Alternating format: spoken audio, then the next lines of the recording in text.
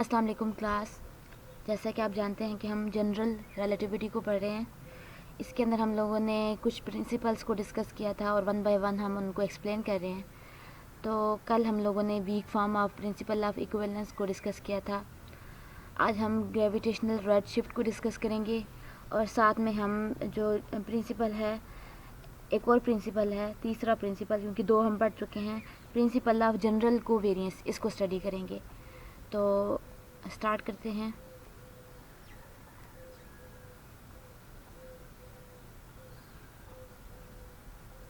तो सबसे पहले हम आ जाते हैं कि हमारे पास ग्रेविटेशनल रेड शिफ्ट क्या होती है। तो ग्रेविटेशनल रेड शिफ्ट क्या होती है, सबसे पहले डेफिनेशन देख लेते हैं कि ये है क्या। When light moves through a gravitational field, like the gravity from the Earth, its wavelength changes. Light moving away from a strong gravitational field become redshifted, meaning its wavelength become longer and its frequency becomes smaller. This makes the light look redder. अब ये क्या चीज़ है, इसमें ये है कि आपके पास जब भी लाइट जो है वो ग्रेविटेशनल फील्ड के अंदर मूव करेगी और इस तरह कि वो लाइट सोर्स जो है, लाइट सोर्स में से जो निकलने वाली लाइट है वो अर्थ ग्रेविटेशनल फील्ड से अवे मूव करे, तो क्या होगा कि लाइट की वेवलेंथ लॉन्गर हो जाएगी।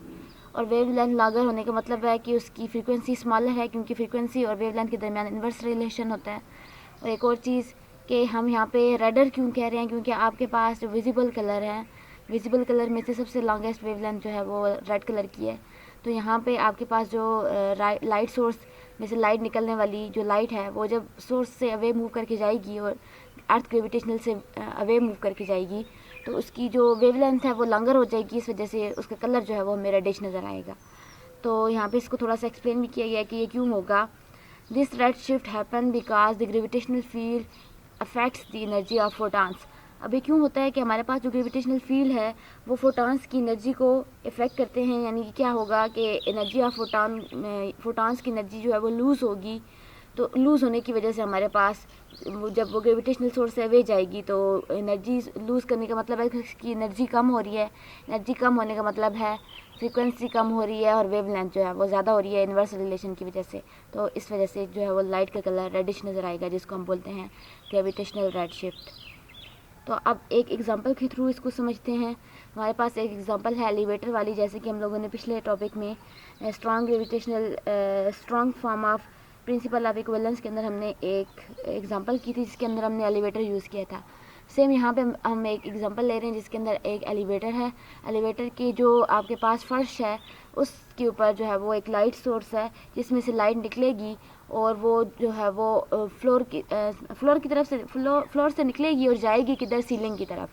तो अब हमारे पास ये जो थोड़ी सी कन्फ्यूरेशन है इसको मैं समझा देती हूँ कि imagine an elevator in free fall. Elevator जो है वो फ्री फॉल के अंदर है। फ्री फॉल का मतलब क्या है कि वो जो है वो जस्ट आपके पास falling under the influence of gravity with no other forces acting on it. इसके ऊपर और कोई एक्सटर्नल फोर्स नहीं लग रही। A light source is placed at the floor of elevator. Elevator के फ्लोर पे लाइट सोर्स है, sending light upward to the ceiling.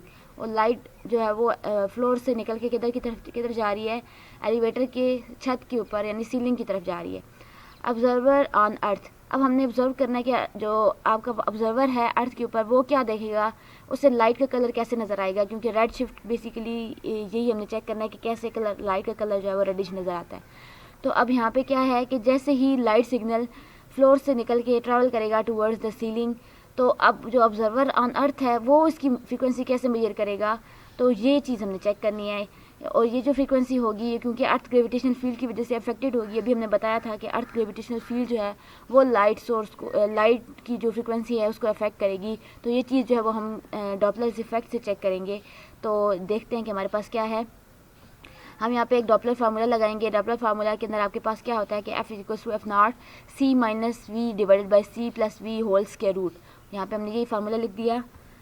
तो इस फार्मूला के अंदर आपके पास क्या क्या है, एफ़ और एफ़ नॉट बेसिकली फ्रीक्वेंसीज हैं, लेकिन एफ़ कौन सी फ्रीक्वेंसी है जो कि ऑब्जर्व करेगा ऑन अर्थ, और एफ़ नॉट जो है वो बेसिकली लाइट की फ्रीक्वेंसी होगी जो ओरिजिनल फ्रीक्वेंसी है जो लाइट सोर्स इमिट कर रहा है। जो एफ़ है वो फ्रीक्वेंसी वो है जो ऑब्जर्वर अर्थ पे ऑब्जर्व करेगा कि ये मुझे ऐसे नज़र आ, लाइट की फ्रीक्वेंसी ऐसे मिल रही है। सी स्पीड ऑफ लाइट है और वी वेलोसिटी ऑफ एलिवेटर है। और इस केस में हमारे पास एलिवेटर जो है वो क्योंकि फ्री फॉल में है ग्रेविटेशनल फील्ड के अंदर, तो ग्रेविटी का ही इफेक्ट होगा उसकी वेलोसिटी के ऊपर, उसी की वजह से उसकी वेलोसिटी होगी। तो यहाँ पे हम एक काम करते हैं, आपके पास डॉपलर्स फार्मूला के अंदर F equals to F not into C minus V into C plus V whole power 1/2 है। हम यहाँ पे ऐसे करते हैं कि दोनों की पावर्स अलग, और दोनों को जैसे अब सी माइनस वी तो ऊपर ही होगा, जो सी प्लस वी डिवाइड में है इसको भी ऊपर ले आते हैं, तो इसकी पावर जो है 1+1/2 से -1/2 हो जाएगी। तो यहाँ पे यही हुआ है कि एफ़ को F nought C minus V की पावर 1/2 और साथ में सी प्लस वी की पावर -1/2 हो जाएगी जब वो ऊपर मल्टीप्लाई में आ जाएगा। अब यहाँ पे हमने बाइनोमियल एक्सपेंशन लगानी है। ये जो आपके पास स्क्वायर रूट के अंदर टर्म्स हैं, इनको सॉल्व करने के लिए बाइनोमियल एक्सपेंशन लगाएंगे। तो कैसे लगाएंगे, यहाँ पे मैंने सॉल्व किया है F equals to F nought. अब आपके पास बाइनोमियल एक्सपेंशन में आपको पता होगा कि जो पावर होती है, जैसे अब ये यहाँ पे फर्स्ट टर्म है सी माइनस वी की पावर 1/2, तो वो कैसे इसको कैसे ओपन किया जाएगा। तो यहाँ पे मैंने ये फार्मूला ओपन करने के लिए बाइनोमियल के लिए लिख भी दिया है कि c की पावर 1/2 आप कॉमन लेंगे तो आपके पास पीछे क्या बच जाएगा 1 माइनस वी बाई सी की पावर 1/2। और इसी तरह आप सेकंड टर्म में से, इस टर्म में से जब c की पावर 1/2 कॉमन लेंगे तो ये पावर की फॉर्म में, क्योंकि इसके रूट से बाहर आएगा, यहाँ पे +1/2 से बाहर आया था तो इसलिए c की पावर 1/2 बनी थी, और यहाँ पे -1/2 में से बाहर आएगा तो इसलिए c की पावर -1/2 बचेगी, और पीछे 1 + v बाई सी की पावर -1/2। यहाँ से c की पावर -1/2 और c की पावर +1/2 आपस में क्या हो जाएंगे, कैंसिल आउट। तो आपके पास ये जो टर्म है ये वाली, यही आगे लिखी हुई है। तो आप देखें यहाँ पे यही किया गया 1 माइनस आपके पास एफ नॉट।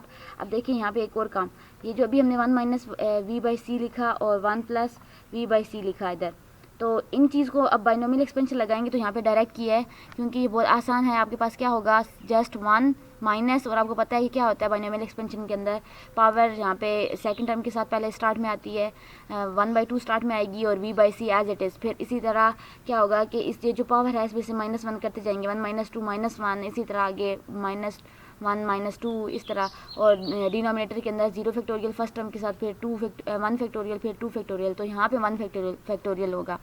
और फिर जो हायर टर्म्स होंगी वो वैल्यू बहुत स्मॉल होगी, क्यों, क्योंकि आपको पता है कि v वेलोसिटी जो है एलिवेटर की वो स्पीड ऑफ लाइट के कंपैरिजन में तो बहुत कम ही होगी।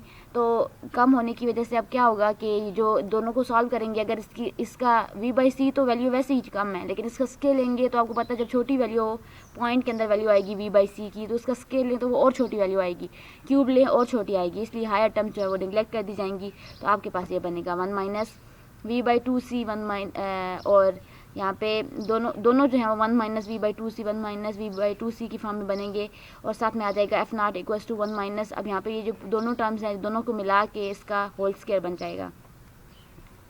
तो जो मैंने बाइनोमियल एक्सपेंशन जो है वो डायरेक्ट सॉल्व की है, सिर्फ आपको बता दिया है, आपने इसको थोड़ा एक्सपेंड करके और फिर ये टर्म्स लिखनी है, हायर टर्म्स को बताना है कि निगलेक्ट किया है। तो अब यहाँ पे अब फिर दोबारा जब ये 1 माइनस वी बाई 2c का होल स्क्वायर बन गया तो हम यहाँ पे दोबारा लगा सकते हैं ये बाइनोमियल एक्सपेंशन।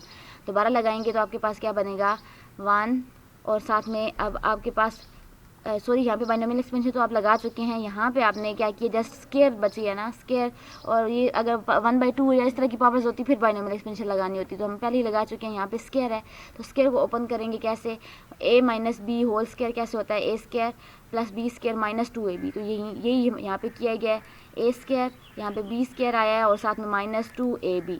तो अब 2ab में से 2 से कैंसिल, और यहाँ पे फिर आपके पास वही टर्म आ गई कि v square by 4c square. तो ये फिर स्मॉल होगी तो उसको क्या कर दिया जाएगा, नेगलेक्ट कर दिया जाएगा। तो यहाँ पे लिख दिया कि ये स्मॉल होने की वजह से नेगलेक्टेड, और आपके पास फिर क्या बच गया, f is equals to F not into 1 minus V by C. तो आपके पास ये डॉपलर्स फार्मूला से, डॉपलर फार्मूला बेसिकली आप पढ़ चुके हैं पिछले चैप्टर के अंदर, जो कि शिफ्ट इन फ्रीक्वेंसी बताता था कि कितनी फ्रीक्वेंसी में चेंज आ रहा है जो कि ऑब्जर्वर जो है वो ऑब्जर्व कर रहा है।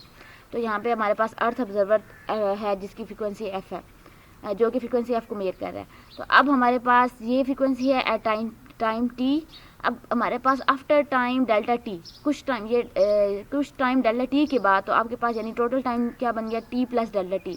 तो स्पीड ऑफ एलिवेटर चेंज हो जाएगी, इंक्रीज़ हो जाएगी, क्यों, क्योंकि एलिवेटर जो है वो ग्रेविटेशनल फील्ड के अंदर मूव कर रही है डाउनवर्ड, तो ग्रेविटी का इम्पैक्ट होता है, तो वो उस इम्पैक्ट की वजह से, क्योंकि वो डाउनवर्ड ही बॉडी को जो है वो अपनी तरफ अट्रैक्ट करती है और एलिवेटर खुद भी डाउनवर्ड ही जा रही है, तो इसका मतलब एलिवेटर की वेलोसिटी के अंदर इंक्रीज़ आएगा। तो वो कितना इंक्रीज़ आएगा उसको हम रिप्रेजेंट कर रहे हैं V in of T plus delta T, यानी इस इतने टाइम के अंदर T plus delta T time के अंदर वेलोसिटी कितनी आई है, जो पहले वी ऑफ टी में थी, टी पे थी, और फिर ग्रेविटेशनल का इफेक्ट आया है। तो यहाँ पे हमने बता दिया where V G is increase in velocity due to gravity in time delta T. अब वी जी की वैल्यू जो है वो हम जैसे एक्सेलरेशन के फार्मूला से निकालते हैं, सेम यहाँ पे भी वही फार्मूला लगेगा, और यहाँ से हम लोग क्या करेंगे, ये वैल्यू निकालेंगे। तो आपके पास क्या बनेगा, यहाँ पे देखें वी ऑफ टी प्लस जी। अब वी जी की वैल्यू हमने कहाँ से पुट की, जैसे मैंने आपको अभी बताया ग्रेविटेशनल एक्सेलरेशन के फार्मूले पे सिंपल एक्सेलरेशन लगाएंगे और उससे हम velocity due to gravitational acceleration निकालेंगे, तो वो ये आपके पास आ जाएगी जी इंटू डेल्टा टी। तो अब आपने क्या करना है, यहाँ पे जी तो as it is delta T की वैल्यू पुट करनी है। अब आपके पास फॉर एग्जांपल एलिवेटर, यहाँ पे मैं थोड़ा सा एलिवेटर का स्ट्रक्चर ड्रा कर देती हूँ थोड़ा सा, कि आपके पास अगर एलिवेटर कुछ यूँ है, ये लाइन थोड़ी सी नीचे चली गई है, तो यहाँ बेसिकली मैंने एलिवेटर बना दिया एक, जिसकी हाइट है एच, और इसके फ्लोर में से फ्लोर के ऊपर सोर्स पड़ा है, लाइट सोर्स, जो कि लाइट सिग्नल को ऊपर भेज रहा है। तो यहाँ पे हम अज्यूम करते हैं कि हमने जो टाइम बोला है कि डेल्टा टी टाइम के बाद क्या होगा, तो डेल्टा टी टाइम के अंदर आपके पास लाइट सिग्नल जो है वो फ्लोर से सीलिंग तक पहुँच गया। तो इसने डिस्टेंस कितना कवर किया होगा, एच डिस्टेंस कवर किया होगा। तो इसी वजह से हमने यहाँ पे डेल्टा टी की जगह कैसे लिखा, जैसे आप फार्मूला लगाएं S is equals to V T, तो आपके पास क्या बनता है, S equals to V T formula लगाएं, तो आपके पास डिस्टेंस यहाँ पे आप यूज़ करेंगे एच, और टी की जगह आप यूज़ करेंगे डेल्टा टी। तो आपने डेल्टा टी निकालना है, तो आपके पास आ जाएगा एच ओवर वी, और यहाँ पे वी क्योंकि आपके पास लाइट सोर्स है, लाइट की वेलोसिटी है, तो सी आएगी। तो इक्वेशन 2 इसको बना दें। इक्वेशन 1 वो है जो आपने लाप्लास फार्मूला से फ्रीक्वेंसी के अंदर बताया था कि कैसे चेंज आएगा। तो अब आगे देखते हैं हमने, अब ये सारा कुछ अब अपने एक सिंपल फार्मूला जो वेलोसिटी वी ऑफ टी को यूज़ करके, यहाँ पे देखें, यहाँ पे हमने वेलोसिटी जो है वो एट टाइम टी यूज़ की थी, लेकिन अब हम क्या करेंगे, टी प्लस डेल्टा टी पे जो वेलोसिटी हमने फाइंड किया, जो कि इंक्रीज़ आया वेलोसिटी के अंदर एलिवेटर की डाउनवर्ड मूव करने की वजह से, वो पुट करेंगे। तो अब आपके पास जो है वो डॉपलर शिफ्ट इन फ्रीक्वेंसी आ जाएगी, जो कि वेलोसिटी के अकॉर्डिंग, चेंज इन वेलोसिटी के अकॉर्डिंग चेंज इन फ्रीक्वेंसी देगी। तो आपके पास एफ प्लस डेल्टा एफ तब आएगा जब आप वेलोसिटी की जगह इक्वेशन 1 के अंदर वी ऑफ टी की जगह V of T plus delta T put करेंगे। तो हमने यही काम किया है, बाकी सारा फार्मूला वही रहा इक्वेशन 1 वाला, F not into 1 minus V of T. अब V of T plus delta T की वैल्यू इक्वेशन आपने 2 के अंदर अभी फाइंड की है, V of T plus G H over C. तो यही वैल्यू जो है वो हम यहाँ पे हम पुट कर रहे हैं, V of T plus G H over C. तो ये चीज़ पुट करने के बाद अब आपके पास क्या होगा, यहाँ पे देखें F plus delta F equals to F nought 1 minus, ये वाली वैल्यू हमने एज इट इज़ पुट करने के बाद सी जो है डिवाइड वाला, इसको हमने इसके साथ अलग कर लिया, फर्स्ट टर्म के साथ दूसरे टर्म के साथ अलग कर लिया। तो यहाँ पे 1 minus V of T over C बन गया, और यहाँ पे माइनस, ये जो माइनस है ये अंदर मल्टीप्लाई होगा जी एच ओवर सी, एक सी डिवाइड वाला और एक ये जो अभी आपने दोनों के टर्म के साथ अलग से डिवाइड कराया, तो ये सी स्क्वायर बन जाएगा। अब यहाँ तक ये होने के बाद अब हम एक काम करेंगे, हमें ये नज़र आ रहा है कि 1 माइनस वी बाई सी वाली वैल्यू वही बन रही है जो आपने सिंपल फ्रीक्वेंसी डॉपलर इफेक्ट के फार्मूला से पढ़ी थी। तो हम यहाँ पे ये अलग कर लेंगे, एफ नॉट को 1 माइनस वी बाई सी से अलग कर लेंगे, और एफ नॉट को मल्टीप्लाई कर देंगे इस टर्म के साथ अलग, minus F nought G H over C square बन जाएगा। अब ये वाली जो टर्म है जो अभी मैंने यहाँ पे ब्रैकेट के साथ शो भी किया है, ये पूरी इक्वेशन 1 बन रही है, जो कि आपके पास सिंपल फ्रीक्वेंसी के अंदर जो डॉपलर इफेक्ट की वजह से चेंज आ रहा था, जब वेलोसिटी के ऊपर कोई फ़र्क नहीं पड़ा था, यानी वेलोसिटी वी ऑफ टी थी। लेकिन अब हमारे पास टोटल जब वेलोसिटी इंक्रीज़ की डॉपलर ग्रेविटेशनल इफेक्ट की वजह से, तो अब हमारे पास ये फार्मूला बन गया, F plus delta F equals to F not into 1 minus V by C minus F nought G H over C square, और इसको हमने एफ पुट कर देना है। तो अब हमारे पास क्या बनेगा, यहाँ पे मैंने लिख दिया कि F plus delta F equals to, इसको दोबारा एफ लिख दिया इक्वेशन 1 से, और ये आपके पास एज इट इज़ आ गई। अब यहाँ पे एफ और एफ अब दोनों लेफ्ट और राइट साइड से कैंसिल, आपके पास डेल्टा एफ की का फार्मूला आ गया minus F nought G H over C square. तो अब यहाँ पे आपको पता चलेगा कि कैसे फ्रीक्वेंसी के अंदर डिक्रीज़ आ रहा है, नेगेटिव साइन इंडिकेट करेगा डिक्रीज इन फ्रीक्वेंसी। और आपके पास एक और चीज़ कि अब यहाँ से एक और चीज़ आपको नज़र आ रही है कि जो सी स्क्वायर ये डिनोमिनेटर के अंदर है, एफ नॉट ओरिजिनल फ्रीक्वेंसी है, जी ग्रेविटेशनल एक्सेलरेशन है, और एच जो है वो एलिवेटर की हाइट है। तो यहाँ पे फ़र्क जो पड़ रहा है वो क्या पड़ रहा है आपके पास, आपको वो यहाँ से नज़र आ रहा है कि आपके पास सी स्केयर तो वैसे ही कांस्टेंट है, डिनोमिनेटर के अंदर है, जब डिनोमिनेटर बड़ा हो तो आंसर वैसे ही छोटा आता है। और एफ नॉट ओरिजिनल फ्रीक्वेंसी है, यानी ओरिजिनल फ्रीक्वेंसी के साथ आप इतनी बड़ी वैल्यू डिवाइड कर रहे हैं तब आपके पास जो है वो चेंज इन फ्रीक्वेंसी आ रही है, शिफ्टिंग इन फ्रीक्वेंसी आ रही है। इसका मतलब है कि जो आपके पास फ्रीक्वेंसी है वो डिक्रीज़ कर गई है, नेगेटिव साइन भी यही इंडिकेट कर रहा है। तो अब आपके ये जो अभी हमने ये सारा रिजल्ट निकाला तो ये क्या बताएगा, therefore frequency observed by an observer on earth is reduced and it shows that red shift which is due to gravity G and it is called gravitational red shift. और यहाँ पे ये जो ग्रेविटेशनल फ्रीक्वेंसी के अंदर कमी आई है, decrease आया है, तो डिक्रीज़ आया तो मतलब वेवलेंथ जो है वो इंक्रीज़ कर जाएगी, और इंक्रीज़ इन वेवलेंथ जो है वो हम रेड शिफ्ट से यहाँ पे शो कर रहे हैं। आपके पास विजिबल कलर में रेड कलर जो है वो मोस्ट लार्जर वेवलेंथ का कलर होता है। तो अब ये चीज़ आ गई आपके पास। अब नेक्स्ट आपके पास आ जाता है प्रिंसिपल ऑफ जनरल कोवेरियंस। तो बेसिकली ये क्या है, आइंस्टाइन एक ऐसे साइंटिस्ट थे जिन्होंने बोला कि आपके पास सारे लॉज ऑफ फिज़िक्स जो हैं वो उसकी फ्रेम्स ऑफ रेफरेंस पे जो है वो डिपेंड नहीं करते, इक्वली जो है वो वैलिड हैं हर फ्रेम ऑफ रेफरेंस के अंदर।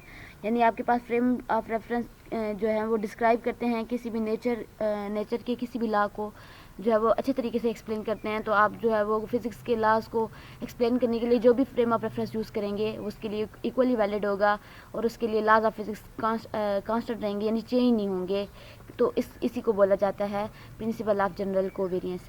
तो इसको देखते हैं हम टेंसर की फॉर्म में कैसे लिखेंगे।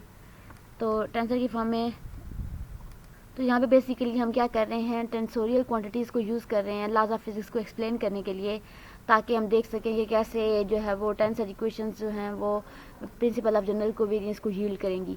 तो आपके पास दो टेंसर्स हैं P and Q which are equal in unprime frame. तो यहाँ पे हम लोगों ने अनप्राइम फ्रेम के अंदर दो टेंसर्स को इक्वल ले लिया, एक टेंसर पी है एक क्यू है। यहाँ पे सब्सक्रिप्ट के अंदर आपके पास ए बी आ रहे हैं, दोनों के अंदर दोनों इक्वल हैं। तो हमने यहाँ पे एक इक्वेशन बना ली है कि P A B minus Q A B जो है वो इक्वल होगा 0 के। तो अगर हम लॉ लगाएं laws of transformation P and Q पे, तो आपको पता है कि प्राइम कोऑर्डिनेट के अंदर हम कैसे लिखते हैं, P A B as it is, और इसके साथ एक मल्टीप्लाई में क्वांटिटी क्या आएगी, partial X by partial X prime, ऊपर ए नीचे आई, और साथ में आपके पास partial X B over partial X prime J. तो ये चीज़ आपके पास आ गई। और सेम हमने यहाँ पे क्यू प्राइम के लिए ट्रांसफॉर्मेशन ला लगाया, तो आपके पास क्या बनेगा, partial X A by partial X prime I, partial X B by partial X prime J, और Q A B as it is. तो यहाँ पे हमने बेसिकली ट्रांसफॉर्म कर दिया है पी एंड क्यू को जो है वो प्राइम कोऑर्डिनेट्स के अंदर ट्रांसफॉर्मेशन ला लगा के। अब हम क्या करेंगे, इन दोनों ये जो आपके पास क्वांटिटीज़ आई हैं प्राइम कोऑर्डिनेट्स, इनको माइनस करेंगे। तो P I J prime minus Q I J prime क्या बनेगा, आपके पास पार्शियल एक्स ए यानी ये वाली टर्म पूरी, और सेम ये वाली आपके पास दूसरी टर्म जो है वो भी पूरी आ जाएगी। तो अब आपके पास क्या बना, तो अब आपके पास बेसिकली ये जो क्वांटिटीज़ हैं ये दोनों एज इट इज़ हमने पुट कर दी, P I J prime Q I J prime, और इन दोनों में से ये जो आपने पार्शियल वाले कोऑर्डिनेट्स यूज़ किए हैं ट्रांसफॉर्मेशन के लिए, ये दोनों के लिए सेम है, तो कॉमन आ जाएंगे, पीछे बच जाएगा P A B minus Q A B. तो P A B minus Q A B आप पहले ही बता चुके हैं कि यहाँ पे कि ये ज़ीरो हैं क्योंकि दोनों इक्वल हैं। तो ये ज़ीरो है तो इधर आपने ज़ीरो पुट किया, तो आपके पास ये पूरी क्वांटिटी जो आपके पास थी राइट साइड पे ज़ीरो हो गई। तो राइट साइड पे ज़ीरो होने की वजह से आपके पास P I J prime minus Q I J prime zero, और इसकी वजह से आपके पास बन गया P I J prime equals to Q I J prime. तो अभी आपने देखा कि जो आपने टेंसर के लिए अनप्राइम कोऑर्डिनेट्स यूज़ किए थे, तो ट्रांसफॉर्मेशन ला लगाने के बाद भी वो वैल्यूज़ जो हैं वो सेम रही हैं, यानी वो पहले अगर सेम थी ट्रांसफॉर्मेशन ला लगाने से पहले, तो ट्रांसफॉर्मेशन ला लगाने के बाद भी सेम रही हैं। तो इससे हम एक कंक्लूजन निकालेंगे। कंक्लूजन क्या होगा, this shows that if two tensors are equal in one coordinate frame then they will be equal in all coordinate frame। तो इसका मतलब ये है कि ट्रांसफॉर्मेशन ला लगाने के बाद भी आप कोऑर्डिनेट चेंज कर रहे हैं तब भी आपके पास क्या होगा कि वो जो दो टेंसर्स हैं उनकी वैल्यूज़ जो है वो सेम आई हैं। तो इसकी वजह से अब हम यहाँ पे this establish there is law of physics remains invariant which is the principal of general covariance. तो ये चीज़ इस्टेब्लिश करती है कि आपके पास लॉज ऑफ फिजिक्स जो है वो इनवेरिएंट रहते हैं। तो इसका मतलब ये है कि क्योंकि आपके पास टेंसोरियल क्वांटिटीज़ जो हैं वो डिपेंड नहीं करती कोऑर्डिनेट फ्रेम्स पे, तो यहाँ पे हम ये कह सकते हैं कि the equations of physics should have tensorial form, ठीक है, जैसे टेंसर्स जो है वो चेंज नहीं होते, सेम आपके पास जो फिजिक्स के लॉज हैं उनको भी चेंज नहीं होना चाहिए। तो ये था आपका आज का लेक्चर, इसको नोट डाउन